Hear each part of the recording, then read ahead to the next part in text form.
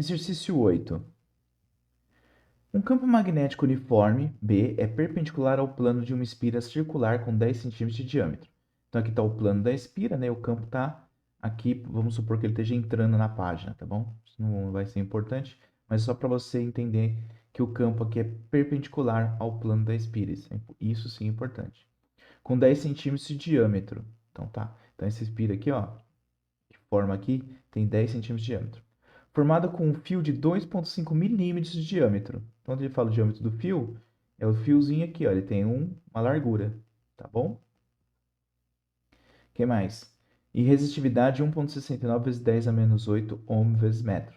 Qual deve ser a taxa de variação do campo magnético para que uma corrente de 10 amperes seja induzida na espira? A primeira coisa que a gente vai fazer é calcular a resistência elétrica desse fio.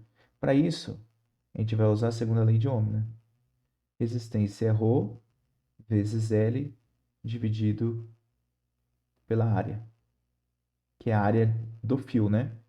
Esse fiozinho aqui, ó, ele tem uma determinada área aqui, certo? Bom, então vamos lá. A resistividade ele deu 1,69 vezes 10 a menos 8. O que vai ser o comprimento do fio?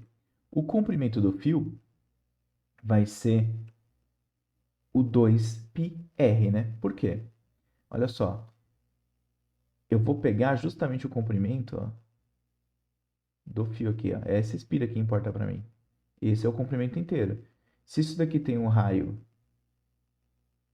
vamos chamar de Rzinho, então eu sei que o comprimento inteiro da espira é 2πr. Dividido pela área. Só que aqui tem que tomar cuidado, porque a área do fio aqui, ó, ou seja, ele tem uma determinada área aqui, né? Assim, ó. Se eu fosse exagerar, seria algo assim. Então fica πr' ao quadrado, só para não confundir com esse R aqui, porque esse R é o comprimento, que vai definir o comprimento de referência, e o Rzinho é o que define o tamanho da bitola do fio, tá? Então fica 1,69 vezes 10 a menos 8, vezes 2π, vezes o raio, que define a espira circular. Então, se ela tem 10 centímetros de diâmetro, são 5 vezes 10 a menos 2, dividido por π e o R' ao quadrado, que é o raiozinho do fio, que é 2,5 milímetros de diâmetro, ou seja, 2,5 vezes 10 a menos 3 metros, dividido por 2, né? Porque ele deu o diâmetro ao quadrado, tá? Fazendo essa conta, eu já adiantei aqui para a gente descobre que a resistência elétrica vai ser de 1,1 vezes 10 a menos 3 ohms. Agora que nós achamos a resistência do fio, nós podemos calcular a variação do campo aqui que gera a corrente induzida. Por quê?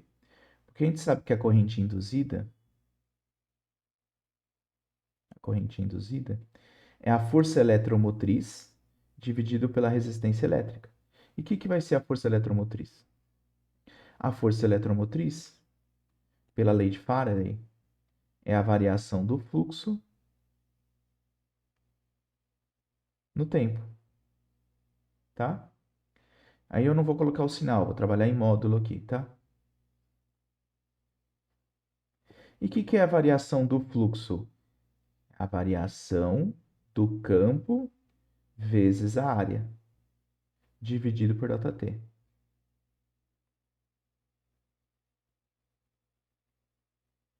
Ok? Então vai ficar assim, ó. Como a área é constante, que área que é essa? Essa área pintada em verde aqui, ó. Essa área pintada em verde definida por esse R aqui, tá? Então, vai ficar assim, ó. Área vezes ΔB por ΔT.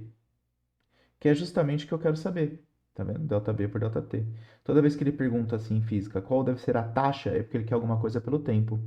Então, a taxa de variação do campo magnético é o quê? O campo magnético dividido pelo tempo, tá? Já vamos abrir aqui porque a área a gente sabe que é o πr², que é a área do círculo. ΔB dividido por ΔT, tá? Bom, toma sempre cuidado, né? Porque para você definir a área aqui, usar o raio certo, tá bom? É o raio que define a espira. Então, eu vou substituir, né? Vou isolar um no outro aqui. E que eu descubro que a corrente induzida,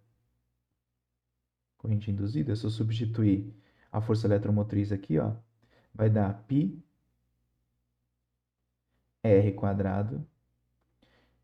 dividido pela resistência elétrica, tá aqui, ó, vezes dB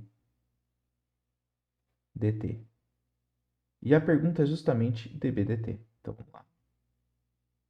Tá? Então, a gente sabe que a variação do campo magnético no tempo para gerar a corrente que ele quer vai ser o seguinte: dB dt vai ser a corrente induzida vezes a resistência, que a gente já calculou, dividido por πr², tá? Então, vamos substituir agora. A gente vai descobrir que dB dt será a corrente induzida, que ele disse, ó, 10 ampere. Aí ele também disse o raio que define a espira, que é 10 centímetros de diâmetro, então é 5 centímetros. Então, vou colocar aqui, ó, 10. Agora, vezes a resistência elétrica, que a gente encontrou aqui, ó, 1,1 vezes 10 a menos 3.